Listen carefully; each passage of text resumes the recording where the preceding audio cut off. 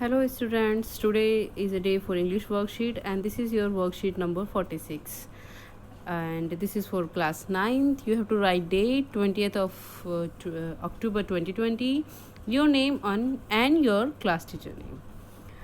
This worksheet is about the chapter The Snake and the Mirror from Beehive. जैसा कि आप नाम से ही इसको पता चल रहा है कि एक सांप है और एक मिरर जिसे आईना बोलते हैं, मिरर है. The Snake and the Mirror is the narrative story about a bachelor homeopathic doctor who is telling his friends an incident which happens in his life. ये जो स्नेक एंड द मिरर जो एक story है, ये एक narrative story है क्योंकि इसमें जो राइटर है वो स्टोरी नरेट कर रहा है, सुना रहा है अबाउट. और ये स्टोरी किसकी है? एक बैचलर है, बैचलर जिसे बोलते हैं जिसकी शादी नहीं हुई होती है. एक बैचलर होम्योपैथिक डॉक्टर है, वो अपनी कहानी है, ये इंसिडेंट्स है, ये अपने फ्रेंड्स को सुना रहा है जो उसकी घटना ये लाइफ में घटी थी. अब यहाँ पे देखो आपको पिक्चर दी गई है कि यहाँ पे ये नरेटर है, एक बैचलर होम्योपैथिक डॉक्टर है और ये अपने फ्रेंड्स को ये कहानी सारी सुना रहा है. अब वो उनसे पूछ रहा है, has a snake ever coiled itself round any part of your body a full blooded cobra.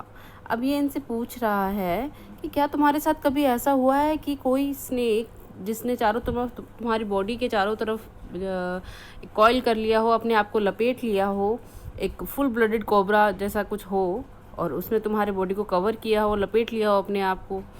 फिर ये अपनी स्टोरी बिगिन करते हैं. ठीक है. He began with his story when one night he returned to his rented room. वो अपने rented room में जब रात को एक बार वापस आया तब ये कहानी शुरू होती है. And heard the familiar sound of rats from above. और तब उसे एक जानी पहचानी सी, जो हमेशा मतलब फेमिलियर का मतलब हो गया जो रेगुलर, वो हमेशा उसको सुनता होगा, जानी पहचानी आवाज़ थी चूहों की वहाँ से आ रही थी, वो उनको सुनता है. The room was not electrified. Room जो था उसमें इलेक्ट्रिसिटी नहीं थी. So he lighted a kerosene lamp on the table. तो इसलिए उसने केरोसिन लैम्प को टेबल पे जला दिया. अब आप यहाँ देखेंगे कि इसका मतलब कि जो नरेटर है वो रिच नहीं है and he can't afford electricity, so he use kerosene lamp. Then took off his black coat white shirt and not so white vest and hang them up. तब वो क्या करता है, अपना ब्लैक कोट उतारता है, अपनी वाइट शर्ट उतारता है और बिल्कुल वाइट नहीं, कम वाइट वाली एक अपनी बनियान को भी उतार कर उनको टांग देता है. देखिए जैसा कि आप इस पिक्चर में देख सकते हैं कि उसने अपनी ये सारी चीज़ें टांग दी है और एक केरोसिन वाला लैंप भी जला दिया है. ठीक है. नेक्स्ट आपकी स्टोरी क्या आता है यहाँ पे. Letter when he couldn't sleep, he took a stroll outside and come back in front of the mirror. He began self-approaching himself of his beauty and making plans for future.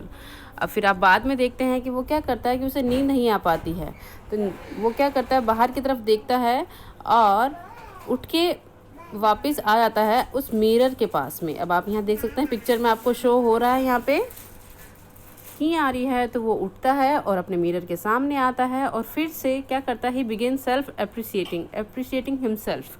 अपने आप की खुद की तारीफ़ करना शुरू कर देता है, अपनी ब्यूटी की तारीफ़ करना शुरू कर देती है. And making plans for future, और फ्यूचर के लिए प्लान्स बनाना शुरू कर देते हैं. He thought of marrying a rich but a fat doctor who would not be able to catch him if anything ever goes wrong.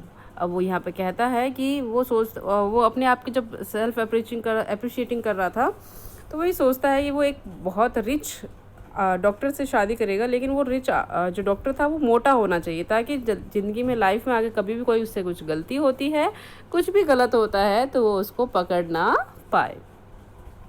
अब आप देख सकते हैं कि कैसे कैसे वो थॉट्स अपने दिमाग में ला रहा है. The sounds above had stopped and suddenly there was a third sound behind him but he ignored it.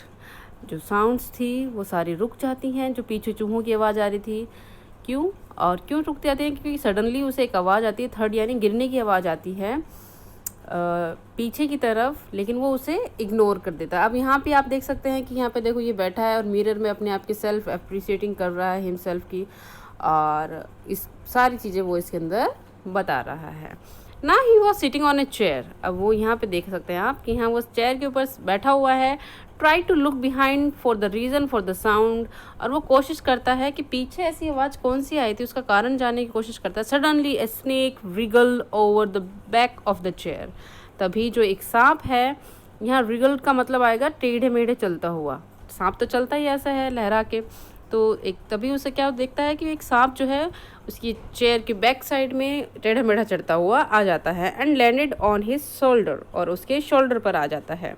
And it recoiled itself around his left arm above his elbow.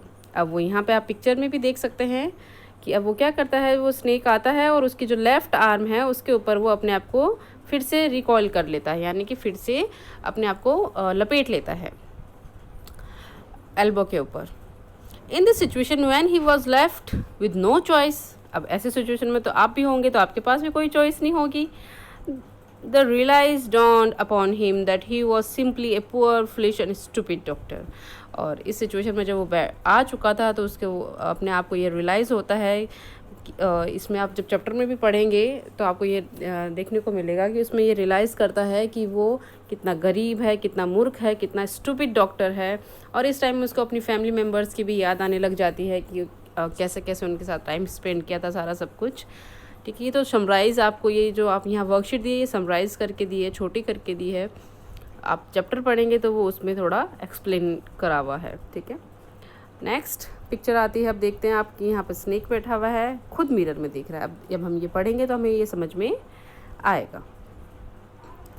At that very moment the snake turn and saw it's reflection in the mirror. अब उसी time में क्या होता है, एकदम से ही वो क्या होता है, स्नेक टर्न करता है और अपना रिफ्लेक्शन मिरर के अंदर देखता है, जैसे कि आप इसमें देख सकते हैं। It slowly unwound itself from his arm and moved towards the mirror।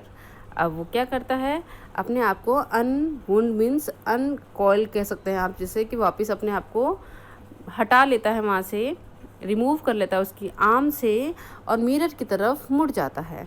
The doctor quietly got up from the chair. अब जो डॉक्टर था वो धीरे से जल्दी से अपने चेयर पर से खड़ा हो जाता है और वेंट आउट द डोर, और डोर के बाहर चला जाता है। And run out of the house, और घर से बाहर दौड़ जाता है। ही reached A friends home for the night, और अपने किसी दोस्त के घर पे पहुंचता है रात बिताने के लिए। Then next day when he went to collect his belongings. Belongings का मतलब होता है जो भी उससे रिलेटेड सामान है डॉक्टर से, ठीक है, घर का जो भी सामान था, तो अपना जितना भी वो सामान है वो लेने के लिए घर पे जाता है। All he got was the vest only, everything else was stolen by some thief. अब आप देखेंगे कि यहाँ क्या बता रहा है कि वो जब अपनी बिलोंगिंग्स लेने के लिए घर पे आता है तो उसको कुछ भी नहीं मिलता है, बस एक उसकी जो बनियान थी वो उसको वहाँ मिलती है। इसके अलावा सारा सब कुछ वहाँ चोरी हो चुका होता है। ठीक है, अब यहाँ पे वही डॉक्टर जो है वो आपको देखेंगे वो क्या एक्सप्लेन कर रहा है। I have never seen it since, मैंने ऐसा पहले कभी नहीं देखा था। It was a snake which was taken with its on beauty. यहाँ पे एक सांप था जो वो खुद ही अपनी ब्यूटी को देख रहा था। Did you see the snake the next day doctor. अब ये जो फ्रेंड्स हैं इसके दोनों के दोनों, ये दोनों इससे पूछ रहे हैं कि क्या तुमने नेक्स्ट डे उस सांप को देखा था डॉक्टर। अब उस डॉक्टर का रिप्लाई क्या आता है, hence the doctor self discover that he is in vain and a foolish man. और तब जाके उस डॉक्टर ने ये सेल्फ डिस्कवर किया, ये बताया, खुद ने ही बताया कि वो सच में कितना मूर्ख इंसान था, कितने दुख में था। It is the moment of crisis, ये कितना तंगी का टाइम था। Which helps him realising that he is poor foolish and stupid. ये कितना बुरा समय था उसके लिए कि उस समय उसने ये रियलाइज़ किया कि वो कितना मूर्ख है, कितना पुअर है और कितना स्टूपिड है। तो इस तरह से आप देख सकते हैं कि यहाँ पे कहीं ना कहीं उस जो राइटर है, नरेटर है, होम्योपैथिक डॉक्टर जो है, उसे फुलिश बनाया गया है थीव्स के द्वारा। उसके घर में सारा का सारा सामान चोरी कर लिया गया, उसको ऐसे एक सिचुएशन क्रिएट कर दी गई। ठीक है, on the basis of your reading the story answer the following questions. अब आपको कुछ क्वेश्चंस दिए गए हैं, उसके आंसर करने हैं। Why did the narrator light A kerosene lamp? अब आप देख सकते हैं कि केरोसिन का लैम्प उसने क्यों चलाया था, ये मैंने पहले भी एक्सप्लेन किया था उसमें, ठीक है। Because he was not so rich and there is no electricity in his room. Okay, next is what familiar sound did the narrator hear in his room? अपने रूम में उसने कौन सी ऐसी फेमिलियर साउंड्स थी जो डेली वो सुना करता था, जो जानी पहचानी साउंड्स थी वो उसने सुनी। Next is what is the narrator doing in front of the mirror? Mirror के सामने वो जो नरेटर था वो क्या कर रहा था। Next, suddenly the sound above stop. Suddenly the sound above stop, जितनी भी साउंड्स थी वो स्टॉप हो गई थी। क्यों हो गई थी? Why do you think the sound stop? तुम्हें ऐसा क्यों लगता है कि वो साउंड क्यों रुक गई थी? अब आपको ये भी मैंने एक्सप्लेन किया था, ये आपके इसी पैराग्राफ के अंदर भी आ रखा है। ये देखिए, आप इसमें देख सकते हैं, the sounds above had stopped and suddenly there was a third sound behind him but he ignored। अब आप देख सकते हैं कि वो साउंड कौन सी थी, ये आपको इसमें लिखनी है कि जिसकी वजह से और साउंड्स जो थी वो बंद हो गई थी। Have you ever seen an animal look into a mirror? क्या आपने कभी ऐसा देखा है किसी एनिमल को अपने आप को शीशे में निहारते हुए? What do you think it sees? आप क्या लगता है कि वो उस टाइम सोचता क्या होगा जब वो अपने आप को मिरर में देखता होगा। अब कुछ वर्ड्स दिए हैं, आपको जी वाले में देखना है। रिगल्ड, landed, sitting and look. Regal यानी लहरा के, ठीक है।